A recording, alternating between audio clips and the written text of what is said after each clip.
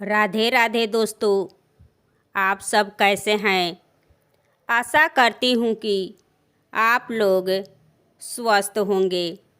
आज की कथा है कि शिवलिंग की उत्पत्ति कैसे हुई। तो जानिए इस कथा को। एक बार भगवान ब्रह्मा जी और भगवान विष्णु जी के बीच अपनी श्रेष्ठता को लेकर विवाद हो गया। दोनों ने अपनी अपनी शक्ति और महत्व को सर्वोच्च बता रहे थे। ब्रह्मा जी बोले कि मैं बड़ा हूँ और विष्णु भगवान जी बोले कि मैं बड़ा हूँ। इस विवाद को सुलझाने के लिए भगवान शिव एक विशाल ज्योतिर्लिंग के रूप में प्रकट हुए, जिसका न कोई आदि था और न कोई अंत था। उन्होंने ब्रह्मा और विष्णु जी से कहे कि जो कोई भी इस लिंग का आदि या अंत ढूंढ लेगा वही सबसे बड़ा होगा। तब ब्रह्मा जी हंस का रूप को धारण करके ऊपर की ओर उड़ान भरे और विष्णु भगवान विष्णु वराह का रूप यानी कि सूअर का रूप को धारण करके नीचे की ओर यानी पाताल की ओर गए, लेकिन दोनों ही उसका आदि और अंत नहीं खोज पाए। अतः दोनों ने अपनी हार स्वीकार की।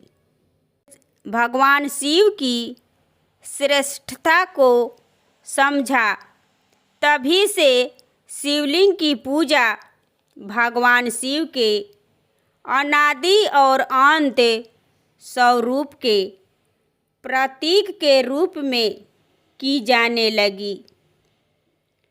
शिवलिंग को अक्सर समस्त ब्रह्मांड का प्रतीक माना जाता है।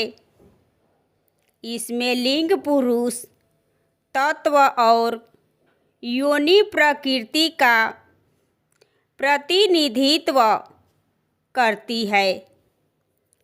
इनका मिलन ही सृष्टि के निर्माण और निरंतरता का द्योतक है। यह शिव और शक्ति का मिलन है, जो ब्रह्मांड में संतुलन और रचनात्मक शक्ति के लिए आवश्यक है। शिवलिंग भगवान शिव के निराकार आदि, अनादि और अंत स्वरूप का प्रतीक है। भगवान शिव न तो जन्म लेते हैं और न ही मृत्यु को प्राप्त होते हैं। वे हमेशा से हैं और हमेशा ही रहेंगे। शिवलिंग केवल एक मूर्ति नहीं है, बल्कि यह भगवान शिव के अपरिमित शक्ति, अनंतता और सृष्टि के मूल सिद्धांत का प्रतीक है। जब भगवान ब्रह्मा ने हंस का रूप लेकर ऊपर की ओर उड़ान भरे और भगवान विष्णु ने यानी कि सूअर का रूप धारण कर नीचे पाताल लोक की ओर खुदाई की और फिर दोनों ने किसी ने भी लिंग का अंत नहीं खोज पाया। तब भगवान विष्णु ने अपनी हार स्वीकार कर ली, परंतु भगवान ब्रह्मा ने केतकी फूल को साक्षी मानकर झूठ कहा कि उन्होंने लिंग का सिर से खोज लिया है। ब्रह्मा के इस असत्य से भगवान शिव अत्यंत क्रोधित हुए और ज्योतिर्लिंग के मध्य से स्वयं प्रकट हुए और उन्होंने ब्रह्मा को श्राप दिए कि उनकी पूजा कभी नहीं होगी। भगवान शिव के इस निराकार और अंत स्वरूप की पूजा शिवलिंग के रूप में की जाने लगी। भगवान शिव को निराकार ब्रह्मा माना जाता है, जिसका कोई रूप रंग या आकार नहीं है। शिवलिंग इसी निराकार सत्ता का प्रतीक है।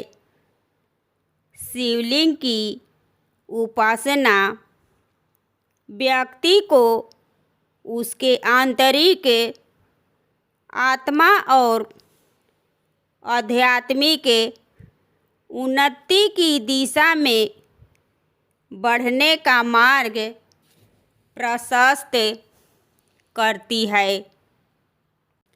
यह संयम, ध्यान, तपस्या और आत्मा की अद्वितीयता का प्रतीक है।